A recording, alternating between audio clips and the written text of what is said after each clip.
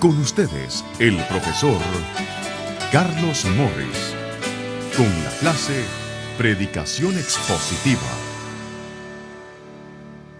La verdad que es muy importante la transmisión del mensaje, es decir, estamos llegando ya a los últimos 2 peldaños aquí. Justamente vamos a hacer referencia a esto, pero es importantísimo la forma en que se transmite un mensaje. ¿Cuántas veces se malogra un mensaje precisamente porque la forma en que se transmite no ha sido la adecuada? Empezando por algo tan sencillo como la postura. La postura tiene que ser algo natural, pero a la vez digna. Cuidado que estamos allí como representantes de Dios, representando el Evangelio. Estamos representando la palabra de Dios, estamos presentando la verdad. Por lo tanto, hay que evitar toda vulgaridad. Entre ejemplos de esa vulgaridad, el estar con las manos en los bolsillos, por ejemplo, y estarse paseando de aquí para allá en el púlpito, algo tan común, por desgracia. O toda esa postura rara como el inclinarse hacia un lado o hacia el otro, nunca vistes la persona que lo hace. O aquel que se apoya, parece que no tuviera fuerzas y entonces se apoya sobre el púlpito, parece que está haciéndolo para sostener. A veces puede ser interesante en el sentido que queremos hacer, digamos, mostrar cierta intimidad, pero cuidado, no pasarse todo el mensaje así. O esa postura así. Nunca habéis visto ese en el argentino lo llamamos cancherito, el que se cree algo. Y por desgracia, y recién sucedió a un joven que estaba hablando en una conferencia en Santa Fe hace pocas semanas, y realmente nos resultó muy chocante porque estaba hablando de un tema muy importante, muy serio, y esta era su postura. Y es la postura un poco de aquel que está enseñándonos a nosotros, las personas mayores, pone las cosas en su sitio, que aprendamos algunas cosas de él como joven, etc. Cuidado, que había otro joven que habló que fue extraordinario. Y eso que le habían asignado 1 hora para hablar, y no bajó de la 1 hora y media que habló, pero sin embargo casi ninguno de nosotros se dio cuenta por lo magnífico que fue aquella presentación que hizo. Por eso la postura es importante, desde luego, porque no podemos hacer nada que distraiga, ¿no es cierto?, del mensaje. Recuerdo un caso hace muchos años, un hermano que hacía mucho calor, menos que mal que aquí no lo ha hecho, hacía mucho calor y entonces tenía su pañuelo y bueno, se tocaba y luego, pero lo que nos distrajo era esto, que lo ponía en otro lugar el pañuelo. Y después estábamos todos ya la tercera vez que lo hacía, ya estábamos todos intrigados pensando dónde va a poner se acordará dónde puso el pañuelo, o sea, ya nuestra atención estaba en el pañuelo y no en el mensaje, no en lo que estaba diciendo. Y evidentemente eso no puede ser. O al igual que sin darse cuenta esté haciendo algo así como esto, que tiene monedas ahí, o un juego de llaves. O el caso que conozco, porque sucedió en una iglesia, que llegó un hermano que iba a hablar y pidió un par de anteojos o gafas, como los llaman en España. Y entonces alguien que pensó, bueno, será que es un poco corto de vista y necesita para leer. Entonces le dieron unos de aumento. Pero no eran para eso, era el que los quería tener porque no podía hablar sin tener las gafas o los anteojos en la mano. Y lo usaba así para señalar y para tocar la Biblia, etc. No los usó en ningún momento, se los puso de verdad. Era solamente algo que tenía como un elemento adicional aparentemente necesario, según él, o para él, para poder hablar. Ahora, además, otra cosa es los ojos. Qué importante es, ¿no es cierto?, la comunicación visual, el estar en contacto con nuestros oyentes. No solamente a través de lo que estamos diciendo, sino a través de ir viendo las personas, ir viendo las reacciones, ir viendo si comprenden lo que estamos diciendo. Eso es muy importante. Porque hay momentos cuando nosotros damos por sentado que entienden lo que estamos diciendo y realmente no lo están entendiendo. Y entonces solamente es cuando vemos esa mirada un poco así vaga en el rostro de alguien que nos damos cuenta, cuidado, no entiende y por lo tanto hay que detenerse, hay que explicar o hay que agregar algo, ¿no es cierto?, para que lo pueda entender. Escuché a alguien que era un solista excepcional allí en Lanús, allí en Argentina recientemente, Pero después, con mucho amor, hay que hacer las cosas con amor, por supuesto, más si es una crítica, le dije, escucha, me encantó la forma que cantaste, pero por favor, mantén el contacto con nosotros, porque cantaba con los ojos cerrados, y la verdad que eso de los ojos cerrados ya es tremendo, ¿no? Y parecía que perdía el contacto con nosotros, decía que si no se le iba, o se olvidaba las palabras. Digo, bueno, trata de aprenderlas bien, pero no pierdas el contacto. Es importante, es importantísimo aquello. O aquel otro persona que conocí directamente, que cuando le faltaba una palabra hacía así, se cerraba los ojos y parece que ponía la mano y que a veces que iba buscando la palabra que le faltaba. Y toda cosa que distraiga es fatal, ¿no es cierto?, para el mensaje. Nosotros, todo lo que hacemos en la transmisión del mensaje, todo tiene que llevar hacia el mensaje, aportar positivamente al mensaje y no distraer la atención o quitar la atención del mensaje. Ahora, en cuanto al estilo en la presentación, hay una serie de sermones que voy a mencionar de los que no debemos, que no son convenientes. Por ejemplo, el sermón camuflaje, que esconde falta de idea y pensamiento con palabras grandilocuentes. O cuando, por ejemplo, alguien encontró una vez que un predicador se olvidó las notas y entonces subió al púlpito, en esos púlpitos en las iglesias esas muy antiguas, y subió al púlpito y miró las notas y decía, punto algo débil, golpea el púlpito. O sea que para, digamos, suplir la falta de fuerza, había que dar otro tipo de fuerza. O sea que gritando, levantando la voz, golpeando la Biblia y golpeando el pupitre o el púlpito, de alguna manera estaba compensando por la falta de ideas. Sermón diluido, es decir, pensamientos diluidos con fraseología vacía y vagas generalizaciones. Qué tremendo es cuando realmente parece que se está dando vueltas y no se llega a concretar realmente lo que se quiere decir. No estamos allí para perder tiempo, estamos allí para escuchar la voz de Dios, escuchar lo que Dios tiene que decirnos. Sermón fuegos artificiales, es decir, gestos dramáticos, brillantes figuras, pero no dice nada importante. Analizamos al final qué es lo que dijo, nada. Y sermón floreado. Esto era lo que más le disgustaba a mi padre. Recuerdo cómo volvió un día disgustadísimo porque decía que él hablaba de aquellos que cubren la cruz con las flores de la retórica. Cubren la cruz con las flores de la retórica. Porque dice que prácticamente había quedado escondido el mensaje del Evangelio detrás de todo el florilegio, ¿no es cierto?, de expresiones y todo lo demás.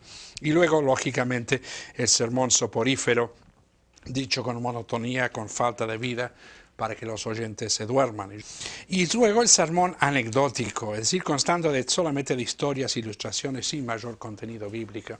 No estamos allí para entretener, estamos para transmitir el mensaje que hemos recibido del Señor.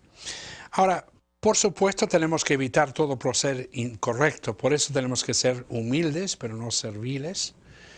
Y recuerdo en este sentido una iglesia en el sur de la Argentina que me encantó el versículo que estaba en la entrada. O sea, para poder subir al púlpito había que pasar por una habitación donde se ponía la túnica, en fin, era una iglesia metodista, donde se ponía la túnica, pero lo que me encantó era que había puesto justamente sobre la salida, digamos, al púlpito, estas palabras: quisiéramos ver a Jesús. Y después, sobre el púlpito mismo, porque yo también me tocó hablar allí, había algo, y los discípulos se gozaron cuando vieron al Señor. O sea, al final se acuerdan de Juan cuando habla luego de su resurrección. Pero me encantó esa combinación. Quisiéramos ver a Jesús. Y los discípulos se gozaron cuando vieron al Señor. Convincentes, pero no confiados en nosotros mismos, sino en el Señor. Corteses, pero siendo fieles en nuestra prédica. Diciendo la verdad, sí, pero en amor. En amor. Allí en Efesios 4:15, ¿no es cierto? O sea, hay veces que parece que decimos la verdad, pero no la decimos con amor, la decimos con dureza, con fuerza y, en fin, realmente no. O hablamos, por ejemplo, del infierno y alguien ha dicho que no podemos hablar del infierno sin que pueda caerse una lágrima, ¿no es cierto?, pueda rodar por nuestras mejillas, pues estamos hablando de algo espantoso, algo terrible, ¿no es cierto?, algo que no desearíamos para nadie. Y entonces, es decir, tiene que estar allí, ¿es cierto?, tenemos que decir la verdad en amor. Y luego empleemos nuestra imaginación, pero no exageremos la nota. Yo recuerdo un mensaje, y no voy a decir, por supuesto, si es el pecado, pero no el pecador, de alguien allí en la Argentina que estaba hablando, ¿se acuerdan de Eutico? Aquel que estaba sentado, y medio mal, no os hagáis problema, no vamos a seguir hasta la medianoche, no os asustéis, pero se acuerdan que el mensaje del apóstol Pablo se alargó hasta la medianoche, y entonces este joven que estaba sentado sobre la ventana se cayó hacia afuera. Pues todo el mensaje, o buena parte del mensaje, estuvo sobre el hecho de que estaba así, ya cuando se estaba quedando dormido, estaba la mitad del cuerpo adentro, mitad afuera, mitad adentro, mitad afuera, y estaba haciendo la comparación con que está el que está en las cosas del Señor y el que está en las cosas del mundo, y así. Y la verdad que después de un poco, casi estábamos haciendo nosotros así también, en sintonía con lo que decía. Usemos la imaginación, pero que sea lo que alguien ha llamado la imaginación santificada y no el otro tipo de imaginación. El lenguaje, recordemos que al final las palabras son, ¿no es cierto?, el material con que construimos los mensajes. Evitemos frases largas, de otra manera será difícil seguir el pensamiento, ¿no es cierto? Empleemos palabras sencillas. Me encanta la expresión de Aristóteles, él decía, piense como los sabios, pero hable como la gente común. Y en ese sentido, piensen cómo hablaba el Señor. Hablaba con una sencillez tremenda, pero con una profundidad a la vez tremenda también. Ademanes. Recordemos que no solamente se habla con la boca, sino también con todo el cuerpo. Tienen que ser naturales, o sea, la expresión real de nuestro sentir. Y ahí viene esto, dejémonos posesionar por el tema. O sea, no es cuestión de aprender cómo se hace, cómo hay que poner las manos, dónde pongo las manos, etc. Yo habitualmente cuando estoy enseñando homilética no hablo de eso, digo, lo importante es dejar que el tema nos posesione, pero con una salvedad, salvo que estemos hablando de Satanás, por supuesto. Imaginaos que en ese caso no nos vamos a dejar posesionar por el tema. Pero si realmente sentimos lo que estamos diciendo, va a salir en forma natural, va a ir surgiendo y no voy a tener que estar pensando dónde pongo las manos, qué hago con las manos, lo pongo atrás, lo pongo acá adelante, a los costados, ¿qué hago con ellos? No, cuando ustedes están hablando de algo que las apasiona, ¿qué pasa? ¿Alguien les tiene que ir diciendo dónde tienen que poner las manos? No, espontáneamente, naturalmente, ustedes van a estar usando los ademanes que además van con lo que, de acordes, ¿no es cierto?, con lo que van diciendo ustedes. O sea, que sean naturales en ese sentido. Que sean además acertados, eso sí. O sea, deben comenzar desde el hombro y no del codo. Esos movimientos así, nunca lo ven, parecen, ¿se acuerdan eso, cuando hacen ese que son dos personas y uno está, le han metido las manos en los zapatos, etcétera, y se parece a eso, ¿no es cierto? Cuando es el movimiento es el movimiento de todo el brazo, desde luego. Deben ser por encima de la cintura, desde luego, el único detalle, lo otro sería negativo. Nos recuerda un poco a aquella persona que se le estaba insistiendo que tenía que ser ademanes, que no se podía hablar así, digamos, como una momia o como una estatua, y entonces sí quiso poner, entonces citó aquel himno, en inglés era esto, citó aquel himno, cuando allá se pase lista, allí estaré yo. O sea, un poco desacertado, desde luego, en su énfasis allí. Ahora, empleemos además con discriminación, no remachando pequeños clavos de pensamientos con martillazos de la mano.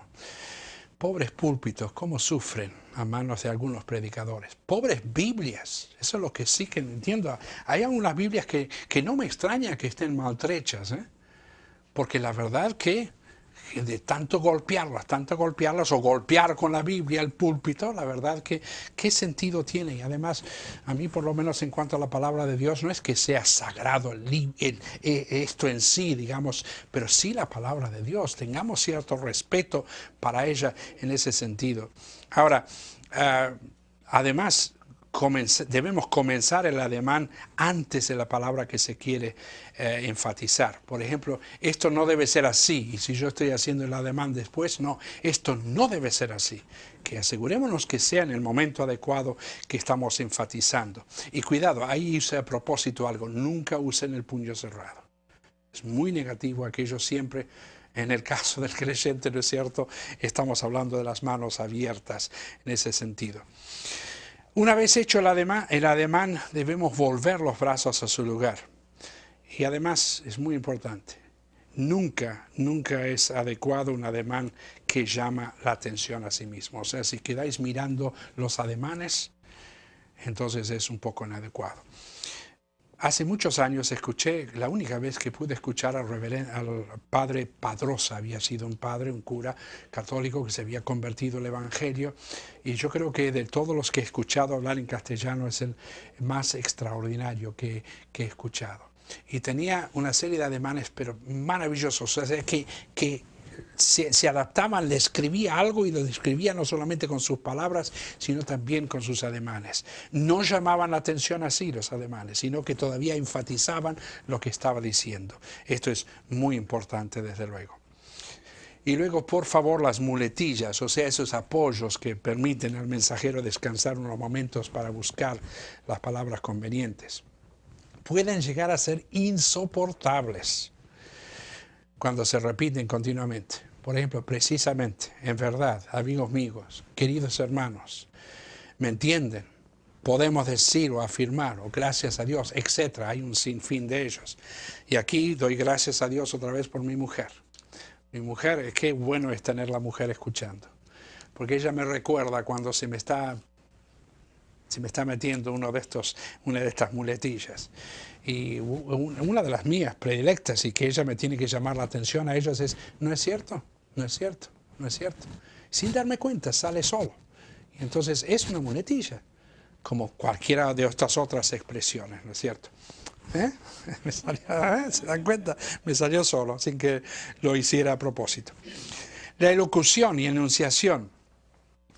Procuremos con nuestra voz y proyección tener claridad.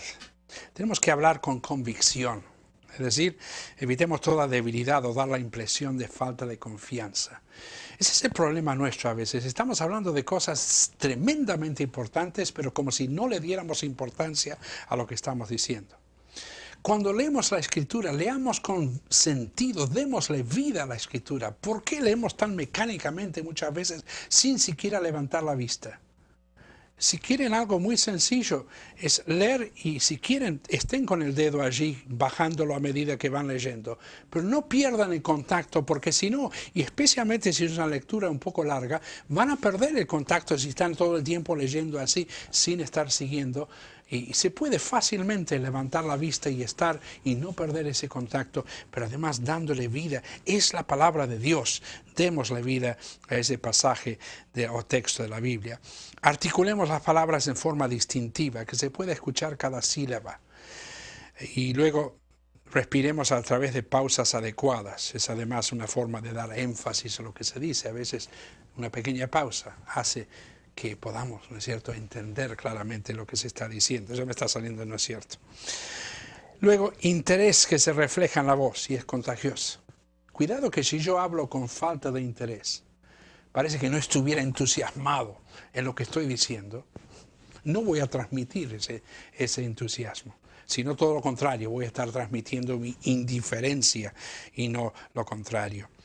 Diversifiquemos la forma de hablar, modulando la voz según las exigencias del mensaje. Y fíjense cómo puede cambiar lo que decimos y el sentido de lo que decimos de acuerdo al énfasis que damos. Y perdónenme, voy a hacer una parte, voy a tomar algo de un curso secular, no importa, como ejemplo. Nosotros teníamos una frase especial que era esta: yo nunca dije que él robó dinero. Una frase muy sencilla. Pero fíjense cómo va cambiando el sentido de acuerdo al énfasis que yo le voy dando. Yo nunca dije que él robó dinero. Yo nunca dije que él robó dinero.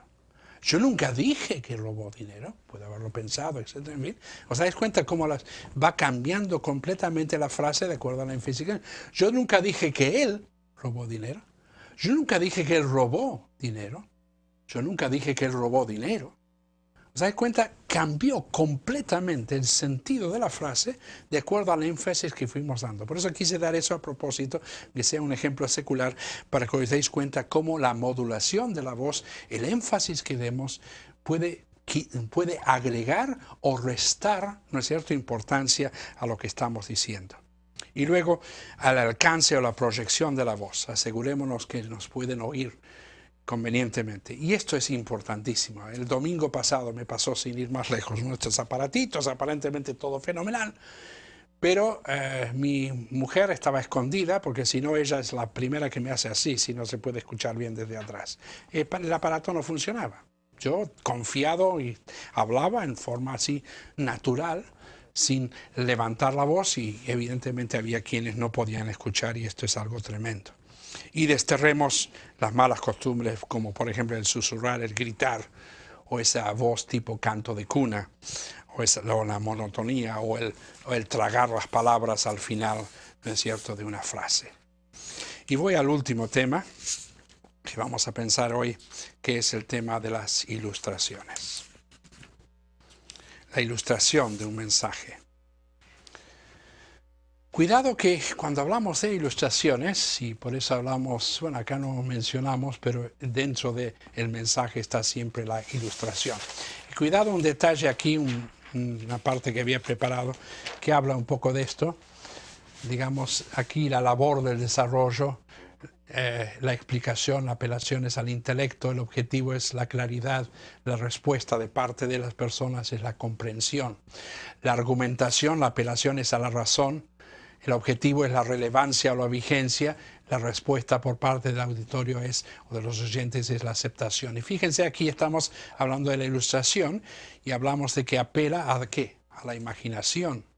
El objetivo es darle vida al mensaje y luego la respuesta es la imaginación que entra en juego y la persona llega a comprender quizás la verdad de una manera que no lo hubiera podido comprender. Y lo que habíamos visto antes en la conclusión, la aplicación, apelando a la voluntad. El objetivo es hacerlo práctico, es decir, llevarlo a la práctica, y luego la respuesta es la iniciativa o la intención de aplicar lo que se ha dicho. Ahora, lo otro no es tan importante, esto sí era importante verlo. Ahora, ¿cuál es la importancia de las ilustraciones? Bueno, sirve evidentemente como una ventana que permite el acceso de la luz, ¿no es cierto? Esta habitación es fenomenal, salvo que no tiene ventanas. Para este propósito es muy adecuado, desde luego, para hacer esta grabación, pero realmente necesitamos, ¿no es cierto? ¿Qué sería de nuestras vidas si estuviéramos en habitaciones sin ni una sola ventana? Sería algo terrible para nosotros. Da vida al mensaje, apelando a la mente, al darle interés al mensaje. Explica, arrojando luz sobre el asunto bajo discusión y así proveyendo justamente el elemento de claridad que necesitamos dar a cada paso. Beneficia la comprensión aclarando lo difícil. Hay veces que quizás no hayamos contemplado una ilustración en un momento dado, pero como les dije antes, en ese contacto visual hemos visto en algún rostro la no comprensión del mensaje y entonces allí agregamos esa ilustración adicional y vemos, ¿no es cierto?, el cambio del rostro, que significa que sí ha comprendido lo que queríamos decir. Y luego el énfasis que proporciona la verdad, destacando su importancia. Puede ser un instrumento de convicción. ¿Se acuerdan el caso de Natán y David? Cuando le cuenta esa historia, era una ilustración. Y cuando el otro se enoja, David dice, le empieza a hervir la sangre, y entonces Natán, tú eres este hombre, tú eres ese hombre, ¿no es cierto? Qué tremendo. Logra captar la atención más que un argumento abstracto. A veces nos parece que es un argumento filosófico, algo muy elevado y que no lo podemos seguir el pensamiento, y una ilustración sirve para que entendamos claramente qué es lo que indica. Útil para ayudar a fijar la verdad mediante la ilustración de una verdad que se repite. Mueve y conmueve además los sentimientos, contribuyendo así a lograr esa persuasión. Mantiene el interés en el mensaje. A veces cuando va decayendo y vamos viendo que va decayendo, una ilustración puede servir, ¿no es cierto?, para levantar. Y desde luego es una ayuda a la memoria. Al ser la ilustración, ¿qué es la ilustración? Gráfica. y recordamos lo gráfico mucho más de lo que recordamos lo que es meramente abstracto. Recuerdo a mi padre, que era un genio en esto de las ilustraciones, volviendo a un lugar después de casi 30 años que había estado creo que era en Gaiman, en un lugar de la provincia de Chubut. Y un hermano que se acerca a él y dijo: todavía me acuerdo de usted, que estuvo aquí hace 30 años y usted habló de este tema, y le dio el tema, etcétera, con los detalles del tema. ¿Por qué se acordaba? Por las ilustraciones que había usado. Pero cuidado, eran ilustraciones apropiadas. O sea, no historias por contar la historia porque nos gustó la ilustración. Leímos algo, uy, tengo que usarlo en un mensaje. Eso de tengo que usarlo en el mensaje, guárdenlo hasta que sirva de ilustración de verdad. Que ilustre el mensaje, que ilustre una verdad, que ilustre uno de los puntos que estamos presentando. Pero eso permitirá que lo puedan entender. Y una cosa muy importante es que sean gráficas, que sea reducida o breve, o sea, solamente contar los detalles que sean necesarios para darle interés a la historia, pero sin que sea tan largo que nos hemos pasado 10 minutos en una ilustración. Evidentemente algo hay malo allí en eso. Que sea comprensible y clara, que sea creíble, y una cosa importante, que no sea leída. No hay cosa peor que para una historia, contar una historia, todavía lo tenga que contar leyendo esa historia. Y luego usen ayudas visuales cuando es posible. Muchas veces puede ser una utilidad tremenda. Recuerdo estar interpretando para Corrie ten Boom, y en un momento dado ella usó una ayuda visual que nos abrió los ojos a todos en cuanto a lo que era el sentir, el poder del Espíritu Santo obrando a través nuestro. Un guante, una relación sencilla, una mano introduciéndose en un guante, pero es algo que nunca me voy a olvidar. Que el Señor nos ayude para que seamos gráficos también al hablar y al presentar la verdad.